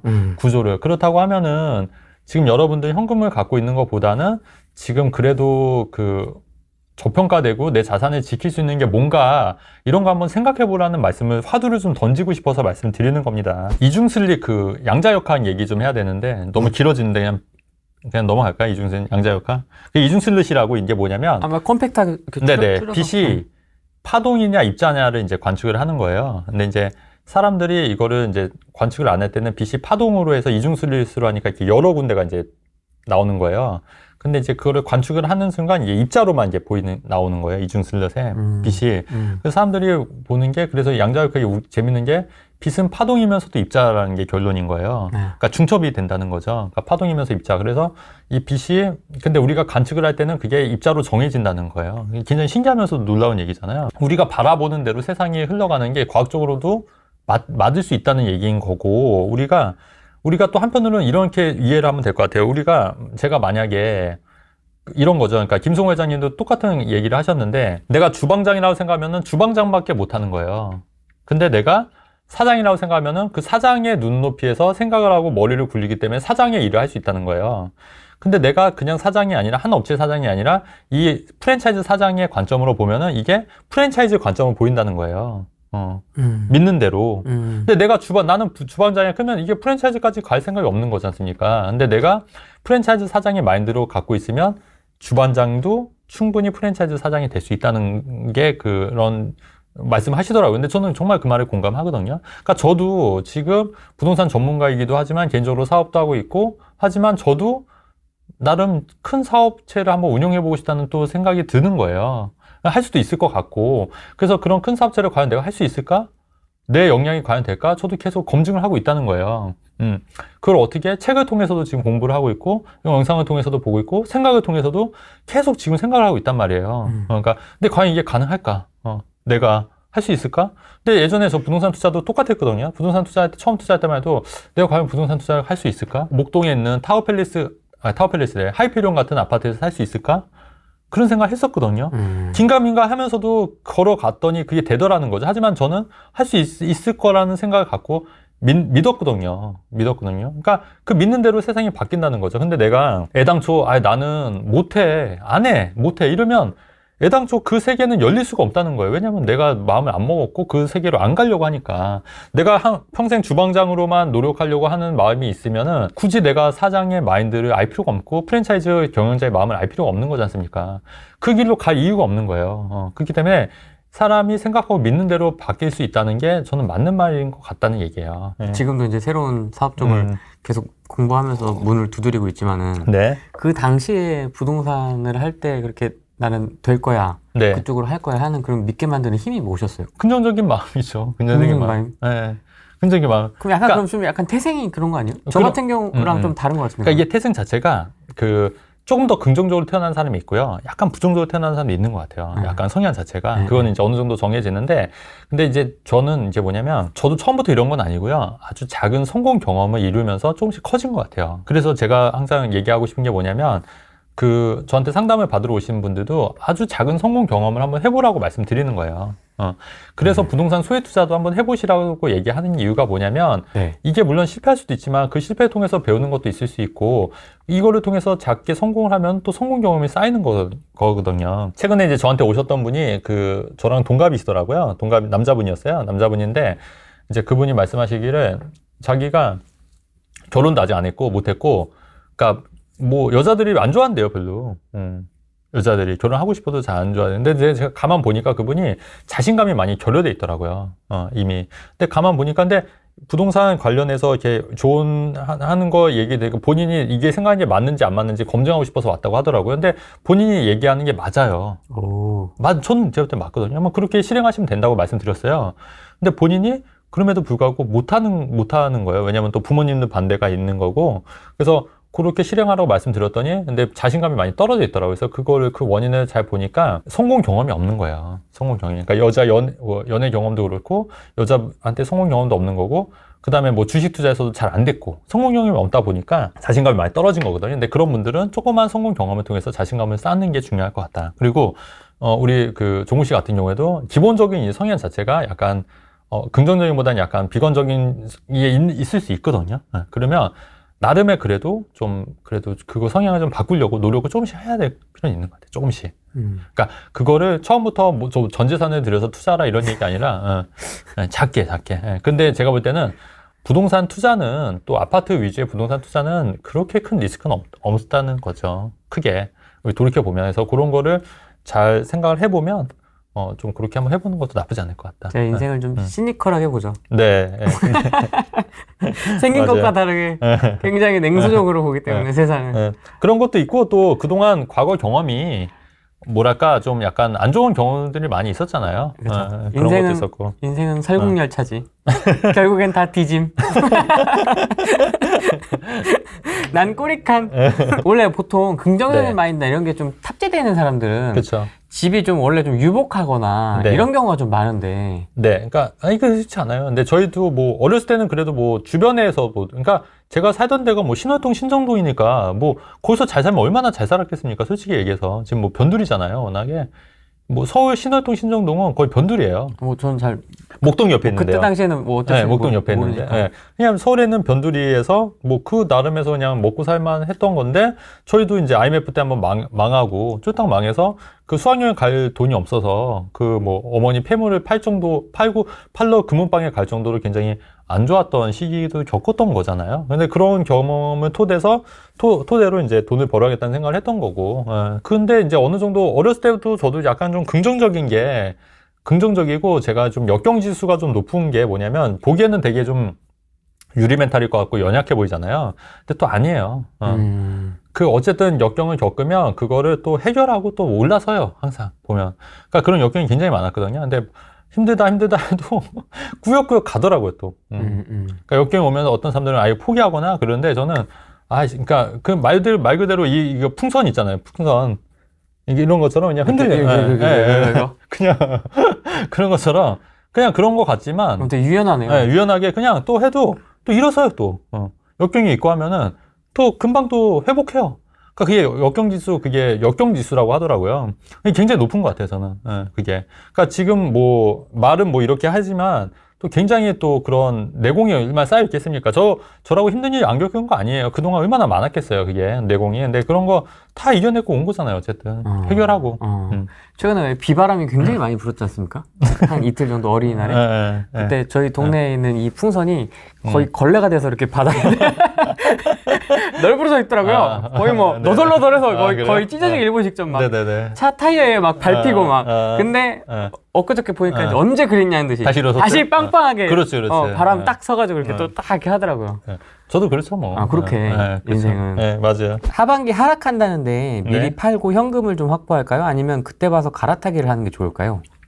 근데 하반기에 하락한다는 그 말 전제가 과연 맞을까요? 저는 그게 좀 의문인 거죠. 저는 오히려 하반기에 조금 나아지지 않을까라는 견해인데, 하반기에 하락한다고 말씀하시는 분들의 과거 얘기들을 한번 좀 찾아보셨으면 좋겠어요. 그러니까 뭐냐면, 과연 얼마나 이 사람이 맞아왔는지도 중요하지 않습니까? 근데 아까 제가 말씀드렸던 이유가 제가 얘기했던 거랑 지금 얘기하는 거랑 앞으로 얘기하는 걸 한번 맞춰보면은, 이 사람이 적중률이 한 어느 정도 된다. 이게 좀 어느 정도 나오거든요. 근데 과거 이 사람들 발언들을 보면 그 적중률을 한번 따져보시는 게 좋을 것 같아요. 근데 저는 뭐, 제가 강하게 얘기 안 해서 그렇지, 제가 한 얘기들은 그래도 다 맞아 떨어지고 있거든요, 사실. 그래서 그런 부분도 한번 참고해서 의사결정하시면 좋을 것 같습니다. 월세를 내놓거나, 매매를 내놓거나, 전세를 내놓을 때 어떤 공인중개사무소에 어떻게 내놓는 게 좋을까요? 일단은 많이 내놓으셔야 돼요.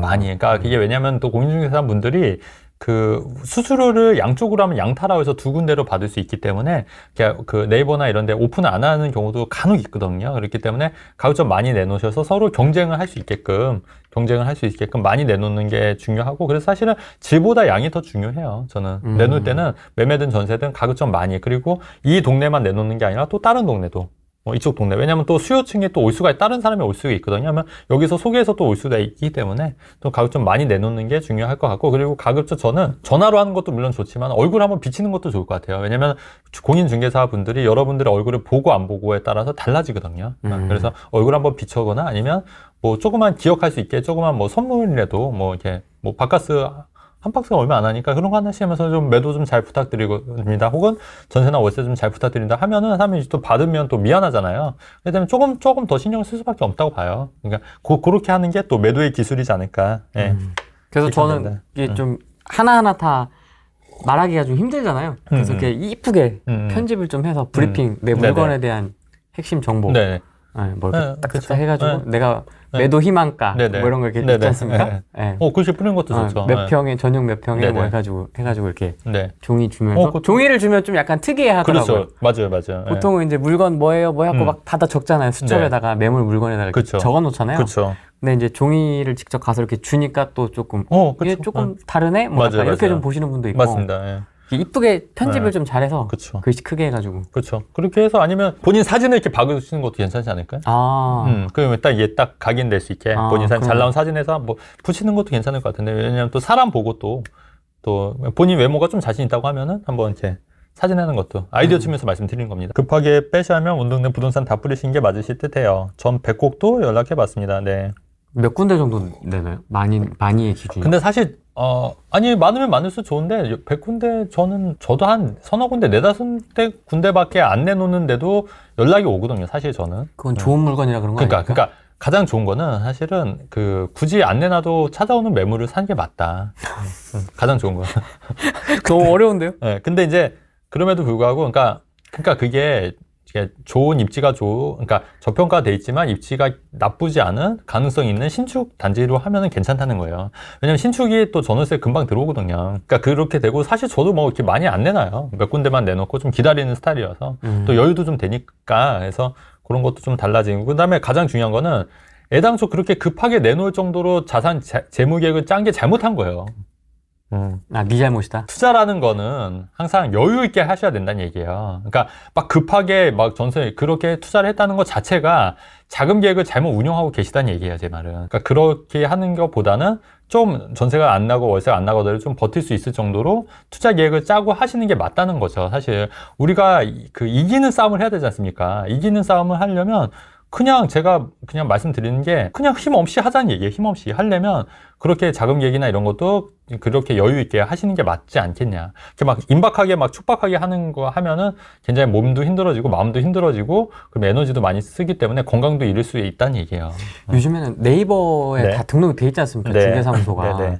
대표님도 검색하면 나오고요. 근데 그 지역 로컬 부동산 중에 네이버에 등록이 안 된 데가 있을 수도 있잖아요. 그런데 매물 내놔도 돼요? 괜찮아요? 그럼 상관없죠. 그건 상관없죠. 왜냐면 또 아는 사람, 왜냐면 부동산 했는데 또 물건이 나쁘지 않고 괜찮으면 또 아는 사람도 할 수 있잖아요. 부동산 지인, 원래 알고 있던 사람한테. 네이버에 등록이 안 됐다고 해서 비정상 중개사무소는 아니, 그런 건 아니에요. 그런 건 아니죠? 그런 건 아닙니다. 그러니까 우리가 등록번호를 또 공인중개사 협회에서 검색을 할 수가 있거든요. 그래서 그런 거 보시면 되고, 웬만한 간판이 있고 하는 데 있지 않습니까? 그런 데는 다 운영이 되고, 만약에 문제가 있으면 이미 폐쇄를 해야 되는 거예요, 법적으로.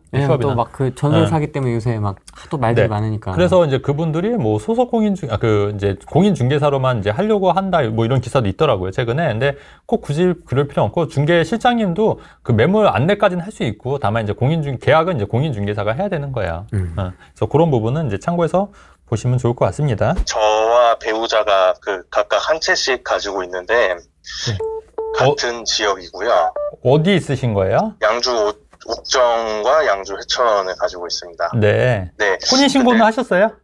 아직 안 했습니다. 아, 네네네. 네, 아직 안 했고, 양주 옥정은 그때 대표님께서 말씀하실 때 이제 줍줍을 해서 제가 제 명의로 이제 가져가고, 그 사이에 또 투자에 눈을 떠서 분양권 금액만 가지고 양주 회천을 이제 분양을 받았습니다. 혼인신고를 좀 하는 요건으로 분양을 받았고요.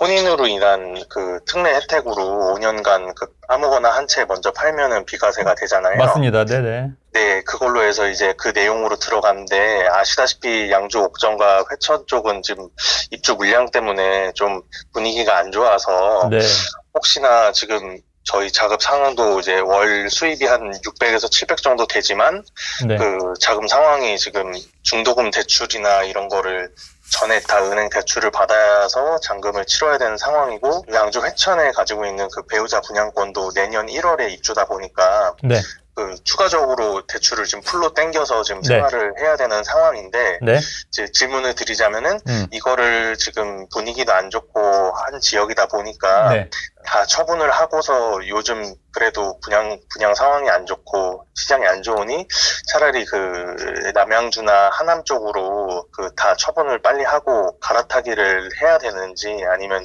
그냥 무리해서라도 이렇게 들고 가야 되는지가 고민이 돼서 연락드렸습니다. 제가 말씀드릴게요. 예. 지금 여기서 갈아타는 시점은 아닌 것 같고요. 지금 어차피 일시적 일가 유주택이 되지 않습니까? 예. 그렇기 때문에 그 혼인을 통한 일시적 일가 유주택이 되기 때문에 네네. 제가 걱정 안 하셔도 되고 이게 전세가가 낮은 건 있지만 대출이 안 네네. 나오는 건 아니거든요. 네. 그래서 대출을 받아서 최대한 월세를 놓고 네. 월세를 놓고 세팅을 하시고 한 2년만 보유하시면 각각 비과세가 되는 건데 네네. 이게 비과세가 생각보다 되게 커요, 진짜로. 왜냐면 예, 맞습니다. 네, 그렇기 때문에 그 두 개 갖고 있으면 제가 볼 때는 한 나중 되면 한 2, 3억 정도는 오를 거예요. 네. 그래서 그렇게 해서 하는 게 훨씬 그 2년 후에 그거를 팔아서 2년 후나 4년 후에 왜냐면 계약갱신 청구 한 번 할 수 있지 않습니까? 예. 그래서 2년 후나 뭐 맥시멈 4년까지 보시고 그때 네네. 4년 있다가 이제 그걸 팔아서 그때 이제 하남이나 그 원하시는 지역으로 강동구 쪽으로 네. 오시는 전략으로 하는 게 맞다고 봐요. 지금 이 순간에서 팔고 그걸로 갈아타는 거는 별로 좋은 생각은 아니세요. 네. 네, 그래서 원래 원칙대로 원래 그렇게 하려고 계획을 하셨던 거잖아요. 그죠? 네, 맞습니다. 네, 그러면 그대로 이제 사람이 하다 보면 계속 흔들리거든요, 마음이. 네, 마음이 흔들리고 제가 볼 때는 지금 가장 흔들릴 때예요, 그게. 네. 근데 이럴 때 한번 마음 다잡고 원래 원칙대로 가져가신 게 맞을 것 같거든요. 네, 고맙습니다. 예, 그렇게 가져가시면 돼요. 예. 네. 그리고 한 가지 더 여쭤볼 게 네. 있습니다. 예. 추가로 저희가 이제 자금이 모이는 대로 추가 투자를 하거나 뭐 이런 방향이 있지 않습니까? 네. 방향을 좀 어떻게 잡아야 되는지. 근데 어차피 지금 일시적 일가구 유주택을 받으려면 본인들 네네. 명의로는 이제 주택을 사시면 안 되는 거예요. 그죠? 예. 그렇다고 하면은 방법은 뭐 상가나 네. 사무실이나 네네. 지식산업센터나 네. 오피스텔 이런 거는 사실 수 있거든요. 업무용 네. 오피스텔. 네네. 네. 그러니까 그런 거를 좀 여유가 되면은 뭐 투자를 하실 수는 있는 거죠. 근데 아시다시피 상가나 지식산업센터나 오피스텔이나 이런 거는 약간 혹은 토지라든가 이런 건 난이도가 좀 있는 거기 때문에 네네네네. 그런 거는 조금 더 공부를 열심히 하거나 준비를 해서 하실 수는 있는데 네. 예, 그게 준비가 안 됐는데 무턱대고 뭐 투자를 해야겠다 해서 하는 건 아니지 않습니까? 예. 그래서 그거는 조금 이제 고민을 해서 이제 하셔야 된다는 얘기죠. 그러니까 이게 사람들이 심리가 이제 원래 계획이 있지만은 이게 계속 이제 하다 보면 계속 마음이 흔들리는 거예요. 근데 그때 이제 중심을 잡고 내가 원칙대로 이제 계획을 갖고 가는 게 중요한 것 같고 투자할 때 이게 원칙을 갖는 게 얼마나 중요하냐면 여러분 만약에 그 라디오경 대표가 저한테 와서 네. 주식 이거 계좌 다 주면 내가 10배로 100배로 해준다 했으면 제가 과연 했을까요? 했을 수도 있어. 아니에요. 소액으로. 소액으로? 근데 계좌를 주진 않겠죠. 2, 3천짜리 들어있는 걸로. 근데 그걸로 제 명의로 대출 땡길 수 있다는 거 알잖아요. 그렇죠. 그러니까 계좌랑 제 거를 다 넘기지는 않았을 것 같아요, 저는. 왜냐면 이 사람이 2, 3천 그게 문제가 아니라 수백억을 내 명의로 땡길 수도 있다는 걸 아는 순간 저는 그거는 당연히 받아들일 수 없는 거죠. 그러니까 저도 그런 나름의 원칙이 있는 거지 않습니까? 근데 그 원칙을 저는 계속 지키고 있는 거예요. 어렵지만. 근데 그 원칙을 계속해서 지키는 게 해보시면 아시겠지만 굉장히 어렵다고요. 어려운 거예요. 그래서 투자도 여러분 생각할 때 계속 쉬울 것 같지만 이게 어려운 이유가 그 원칙을 계속 지키기가 어려운 거예요. 그러니까 마치 다이어트 할 때 안 먹고 운동하면은 다이어트 되는 걸 알면서도 못하는 이유랑 똑같은 거예요, 투자도. 그렇습니다, 여러분.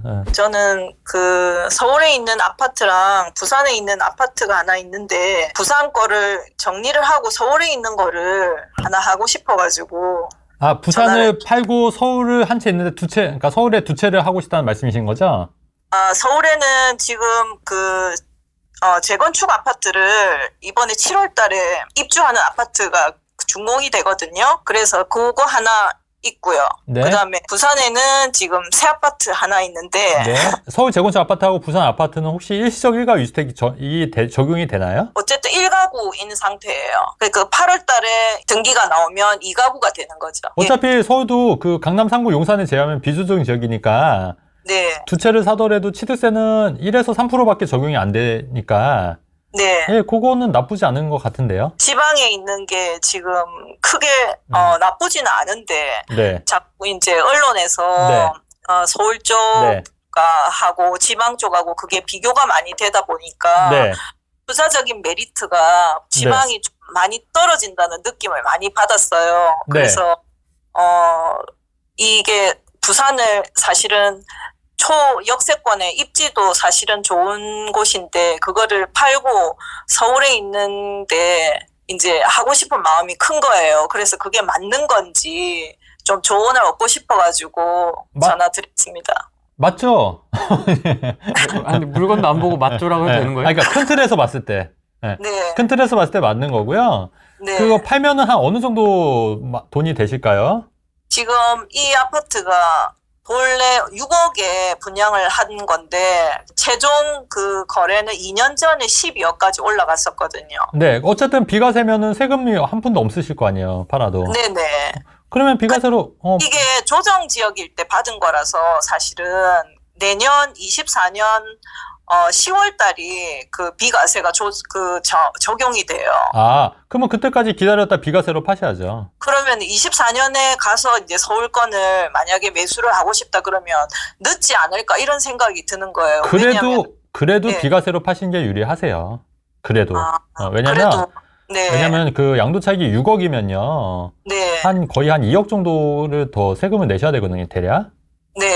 근데 2억 정도를 내셔야 되는 건데, 일반 세율자들은 2억 정도 내셔야 되는 건데, 그 서울에 있는 게 2억 정도가 싸게 산다는 보장이 없어요, 사실. 그렇죠. 네, 그렇기 때문에 2024년 10월까지가 비과세 되는 요건이지 않습니까? 맞습니다. 네, 예. 뭐 그때까지는 무조건 기다리시는 게 맞다고 봐요. 그래서 그때 딱 비과세로 파는 거고, 다만, 잔금을 10월에 치르면 되니까, 그죠? 계약을 네. 한 7월 정도 하면은, 네. 계약금 받고 서울에 움직일 수가 있지 않습니까? 한 서너 달 정도 빨리 잔금 치르기 전에. 네. 그렇게 해서 빨리 움직이시는 방향으로 하시면 될 것 같아요. 그러면 네. 지금 무리를 해서 하는 것보다 네. 그때 가서 하면은 늦지 않을까 이런 생각이 들더라고요. 늦어도, 늦어도 그 비과세가 더 낫다는 말씀이에요. 실익을 따지면.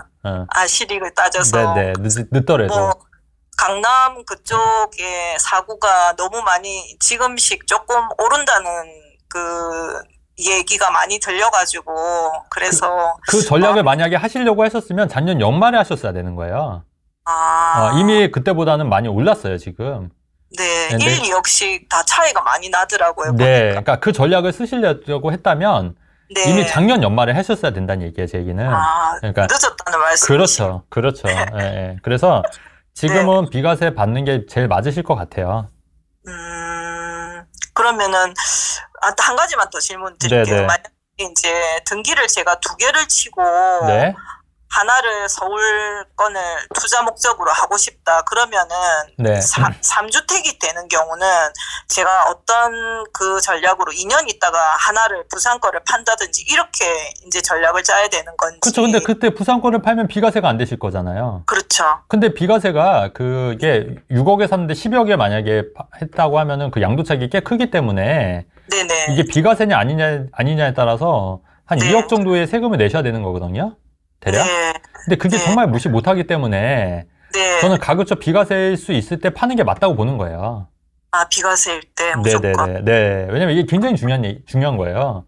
비과세로 네. 판다는 것 자체가. 네. 네. 왜냐면 2억을 수익 내기가 사실 쉽지가 않아요. 근데 그거를 세금 때문에 2억을 날릴 수는 없지 않습니까? 그래서 저도 처음 그런 거를 하다 보니까 잘 몰라서 질문하는 것도 조금 네. 부족합니다. 네네. 그리고 이제 세금 관련해서는 저는 세무사는 아니기 때문에 네네. 네, 세무사님하고 한 번 더 상담하시는 게 맞을 것 같고요. 네네. 네, 저는 전체적인 이제 큰 흐름에서 말씀을 드리는 거니까 네네. 이제 세율이나 이런 거는 이제 정확하게 세무사님이랑 한번 상담해 보시는 게 맞을 것 같아요. 네. 네네. 마지막으로 하나만 더 질문 드려도 될까요? 네네. 말씀하시죠. 부산은 어떻게 보시나요? 강사님. 아니, 부산도 네. 강사님이래. 네, 부산도 최근에 조금 약간 그래도 분위기 조금 나아지는 것 같던데요. 최근에. 그렇지 않나요? 부산도. 근데 어쨌든 제가 본 큰 틀에서는 네. 서울 수도권이 맞다는 게 제가 큰 틀의 입장인 거고요. 네네. 이제 부산도 부산의 지역마다 좀 달라지니까. 근데 어쨌든 부산이 제2의 수도 아닙니까? 그래도. 네. 그렇기 때문에. 너무 감사합니다. 네네. 제가 정말 너무 몰라가지고 네. 전화드리기도 좀 부끄럽네요. 아니에요. 근데 어쨌든 제가 투자할 때 중요한 게 비과세는 무조건 챙겨 먹으셔야 돼요. 네. 왜냐면 비과세는 딱 그 시기가 한정이 돼 있기 때문에 네. 그 시기가 지나면 못 하지 않습니까? 비과세가 안 되지 않습니까? 네. 네. 네, 그래서 무조건 비과세는 시기에 맞게. 그리고 비과세 받고 나서 다른 거 투자하면 되니까 항상 네. 요 생각을 머리에 두고 투자 전략을 짜셔야 돼요. 제일 네. 큰 틀에서 그거를 유념해서 하시란 말씀이시죠? 그렇죠, 그렇죠. 네네. 예, 알겠습니다. 네, 감사합니다. 네. 감사합니다. 네. 감사합니다. 그 프라이티키님이 말씀하셨는데 조정적이 19년 이후에 주택 사는 거라면 실거주 2년을 해야 되기 때문에 만약에 실거주 2년이 안 되면 비과세가 안 됩니다. 예. 그러니까 이게 또 웃긴 게 조정적이 해제가 된 적들은 상관없이 2년 보유만 해도 비과세인데 예전에 조정적일 때 매수하셨던 분들은 2년 실거주 요건이 있어야 되는 거예요. 그러니까 그렇기 때문에 이거 약간 불합리한 면이 있는데 어쨌든 2년 실거주해야지 비과세 된다는 점. 이분도 지금 해당되는 거잖아요. 그렇죠. 이분도 아마 근데 실거주가 되지 않을까요? 그 부분은 알고 계시겠죠? 자산이 19억. 많죠, 엄청. 많죠. 많죠. 그다음에 수입 월 658만 원. 상당합니다. 그다음에 지출 월 3인 가족 월 480. 그다음에 고민은 연금은 탄탄히 잘 준비했다. 신축 아파트로 월세 받으려고 하는데 노후 안정을 위해서 아파트 한 채를 더 매수해야 될지 고민이다. 네. 라고 하셨습니다. 이분 같은 경우에 지금 현재 1주택인데 이제 하나를 더 그러니까 본인이 신축 하나 갖고 거기서 월세를 받고 계시고 본인은 이제 전세를 살고 계신데 아파트 하나 더 살까요? 이게 이제 메인 고민인 거예요. 네. 근데 이제 그렇게 되면 문제가 뭐냐면 우리가 아파트 한 채 그게 공시지가가 9억에서 올해 12억으로 바뀌었거든요. 그럼 12억까지 하게 되면은 공시지가 12억인 경우 1주택자는 월세 소득이 1,000만 원이 상관없이 금액에 상관없이 다 전에 비과세인 거예요. 그러면 이분 같은 경우에는 월세가 한 200만 원 정도 받고 계시지 않습니까? 이거를 그 월세에 대한 소득세를 안 내도 된다는 거예요. 비과세이기 때문에. 근데 만약에 이 상황에서 뭔가 주택을 사면 2주택이 돼버리는 거잖아요. 그러면 여기에 대한 소득세를 내야 되는 거예요. 근데 이거를 판단하셔야 된다는 얘기예요. 그러니까 본인이 이거를 지금 현재 비과세로 받고 있는데 내가 뭔가를 하나 더 사면 2주택이 되기 때문에 내가 받고 있는 월세 소득에 대해서 그 임대소득세를 내야 된다. 근데 그게 오케이가 되겠느냐는 거예요, 제 말은. 왜냐하면 이것도 세금도 무시 못하지 않습니까? 그렇다 하면은 근데 방법이 없는 건 아니고요. 제가 지금 이분 같은 경우에 자녀가 몇 살인지는 모르겠지만 아마 이 정도 연세면 자녀가 어느 정도 컸을 거예요. 20세 이상일 거예요. 그죠? 그렇죠. 그러면 자녀 명의로 뭔가 부동산 투자를 해주시면 돼요. 근데 자녀 명의로 하려면 일단은 세대 분리를 해야 되거든요. 근데 세대 분리 요건이 이제 30세가 넘거나 아니면 이제 80만 원 정도 이상을 월로 벌면 돼요. 그러니까 아르바이트를 하더라도 80만 원 이상이만 되면은 세대 분리 요건이 된다는 얘기예요. 30세 이하라 하더라도. 그러면 학생이라 할지라도 세대 분리가 된다. 소득 요건만 맞으면. 그렇게 해서 세대 분리를 해서 자녀 명의로 부동산 투자를 하게 되면은 세대 분리가 됐기 때문에 본인은 1주택 있기 때문에 월세 소득을 전에 그 비과세로 받을 수 있는 거고요. 자녀 명의로 또 부동산 투자를 할 수도 있는 거예요. 더군다나 지금 보면은 현금하고 외화가 5억 원 있지 않습니까? 네. 근데 저는 여지껏 현금이 제가 1억 원 통장에 있어 본 적이 없다고 말씀드렸잖아요. 네. 저는 5억이라는 돈을 현금으로 갖고 있다는 것 자체가 굉장히 이거는 위험하다고 보는 거예요. 오히려. 그러니까 현금하고 외화를 5억 원 갖고 있다는 게 굉장히 위험하다. 오히려. 왜냐면은 이 돈이라는 게 인플레이션 때문에 결국은 자산 가치가 줄어드는 거거든요. 그렇기 때문에 이거를 갖고 있는 거, 물론 이제 이 중에 달러 비중이 얼마나 될지 모르겠지만 외화보다는 이 돈을 빨리 활용하시는 게 맞겠다. 그래서 이거는 좀 아닌 것 같고, 저도 실제로 현금을 이렇게 갖고 있는 게 저는 굉장히 불안하더라고요. 1억 원이 넘어가게 되면 불안해져요, 굉장히. 그러니까 빨리 뭔가 사야 돼. 뭔가 사거나 뭔가 투자를 해야 돼요. 현금 1억 이상 있으면 불안해요, 저는. 그래서 오히려 역발상으로 생각해서 이 현금 갖고 있는 게 굉장히 불안한 거다. 그러면 이 현금 5억 원을 가지고 자녀가 몇 분인지는 모르겠지만 미리미리 좀 약간 증여 계획이나 부동산 투자를 자녀 명의로 세대 분리해서 하면 어떻겠냐. 그러면 이제 임대소득도 해결이 되고 자녀 명의로 부동산 투자도 할 수 있다는 거죠. 그렇게 하면은 좋겠다. 이게 제 큰 틀에서 말씀을 드린 겁니다. 확실히 솔루션이 다르죠? 이분은 좀 약간 이제 연금 베이스에서 이렇게 좀 네. 설명을 좀 하신 것 같고. 네. 저 이제 좀 현실적으로 자녀 명의로 좀 더 실무적인 것 같아요. 네네. 현금 5억 너 갖고 있어서 뭐 할 거야? 그렇죠. 네. 돌려야지. 약간 이런. 근데 네. 아마 기사라서 그럴 수도 있어요. 그렇죠. 네, 그렇죠. 네. 여기서 네. 그런 얘기 못 그렇죠. 하잖아요. 그렇죠. 네. 그런 것도 있고, 근데 만약에 본인이 또 여기서 선택해야 될 게, 근데 난 자녀가 만약에 자녀 없을 수도 있지 않습니까? 네. 그러면 여기서 또 선택을 해야 돼요. 내가 비과세를 받을 거냐, 아니면 이거 비과세를 포기하고 다주택 전략으로 갈 거냐. 근데 어차피 2주택이나 3주택, 4주택 똑같거든요. 그렇다고 하면은 이 2주택, 3주택, 4주택으로 어떤 식으로 포트폴리오를 해서 늘릴 건지, 자산을 키울 건지, 다만 내가 월세 받는 거는 임대소득에서는 이제 세금이 부과가 되는구나. 그러니까 요거를 이제 이거를 얻는 게 있으면 잃는 게 있지 않습니까? 요거를 따져봐야죠. 따져봐서 이제 결정을 해야 될 것 같습니다. 은퇴하신 분이 이 정도면 진짜 잘 해놓은 거죠. 그렇죠. 예, 잘하셨고 아마 이거를 투자로 안 하시고 이렇게 하셨다고 하면은 고액 연봉자셨거나 이제 뭐 임원으로 퇴직하신 분이 아닐까. 개인적으로는 좀 그렇게 생각이 아니면 물려받은 재산이 많으시지 않을까. 예. 왜냐하면 투자 안 하고 이 정도 자산을 모으기가 굉장히 힘들어요, 사실. 예. 현금 5억 있는 신혼부부한테 조언 좀 해주시죠, 마지막으로. 만약에 이것도 혼인신고가 돼 있냐 안 됐냐에 따라 달라질 것 같은데 혼인신고가 만약에 돼 있으면 신혼부부 특별공급을 한번 노려보셔서 내 집 마련하시는 것도 괜찮을 것 같고 혼인신고가 안 돼 있으면 각자 한 채씩 사서 혼인 전 일시적일가 유주택 전략으로 비과세 받는 전략 제가 누차 말씀드렸습니다. 아마 혼인TV 보신 분들 다 아실 거예요. 그렇게 해서 이제 하시면 어떨까 그렇게 말씀드리고 싶습니다. 좋아요 눌렀습니다. 잠깐만 대표님 아까 상담했었는데 저 혼인으로 인한 특례 받으려면 혼인신고 4년 뒤까지 안 해야 되나요? 아니요. 혼인신고하고 5년 이내만 먼저 한 채 매도하셔도 비과세 받습니다. 그러니까 혼인신고 하시더라도 5년 이내만 한 주택을 처분하시면 된다는 얘기예요. 조정지역대 청약 당첨되고 계약했는데요. 등기치는 시기에 조정지역이 해제되면 거주 의미는 없는 건가요? 2년 거주 말씀하시는 거 맞습니다. 이게 청약은 등기 시점으로 잡히더라고요. 청약 조정지역에 하더라도 등기 때 조정지역에 해제가 되면 2년 보유만 해도 비과세 적용됩니다. 오늘 중요한 키워드 2가지 나왔는데. 네, 뭐 잘 보셨을지 모르겠지만. 네, 조회수는 안 나올 겁니다. 상관없어요. 상관없어요. 오늘은 여기까지 하겠습니다. 네네. 네, 고맙습니다. 감사합니다. 네.